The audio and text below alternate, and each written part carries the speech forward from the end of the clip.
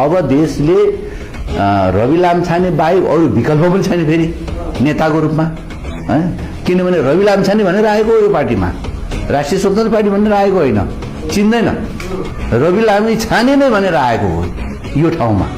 यो मान्छे ठिक छ, यो मान्छेले सही गर्यो भनेर आएको हो, त्यस अर्थले कसैले गफ नगरी हुन्छ।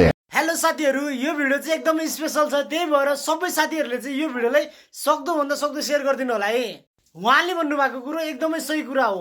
रवि लामछानेलाई हेरेरै नेपाली जनताले मतदान गरेका हुन्। राष्ट्रिय स्वतन्त्र पार्टीमा यदि रवि लामछाने हुँदैन थिए भने राष्ट्रिय स्वतन्त्र पार्टी खुलेको 3 महिनामा 21 सिट उनले ल्याउन सक्दैनथे। त्यही भएर म त भन्छु रवि लामछानेलाई हेरेर नै नेपाली नागरिकहरूले मतदान गरेका हुन्। रवि लामछाने र रवि लामछानेको कामप्रति नेपाली जनतालाई पूर्ण विश्वास छ। भ्रष्टाचारमा डुबेको यो देश र भ्रष्टाचारलाई लखेट्नको लागि निस्केका भनेका रवि दाइ हुन्। हामीले धेरै हेऱ्यौँ, हामीले धेरै देख्यौँ र हामीले धेरै भोग्यौँ होइन। एमालेको हेऱ्यौँ, काङ्ग्रेसको हेऱ्यौँ, माओवादीको हेऱ्यौँ र अहिलेको वर्तमान सरकारको पनि हामीले हेरिरहेछौँ नि होइन। यीबाट देशले विकास र निकास पाउँदैन भन्ने कुरा नेपाली जनताले गरिसकेका छन्। अहिलेको वर्तमान प्रधानमन्त्री सुशीला कार्कीको ठाउँमा यदि रवि लामछाने हुन्थे भने देशमा छुट्टै तरङ्ग मच्चिन्थ्यो। यो देशमा छुट्टै तरङ्ग मच्चिन्थ्यो र भ्रष्टाचारीहरूको भागाभाग हुन्थ्यो। त्यस्ता व्यक्ति हुन् रवि लामछाने।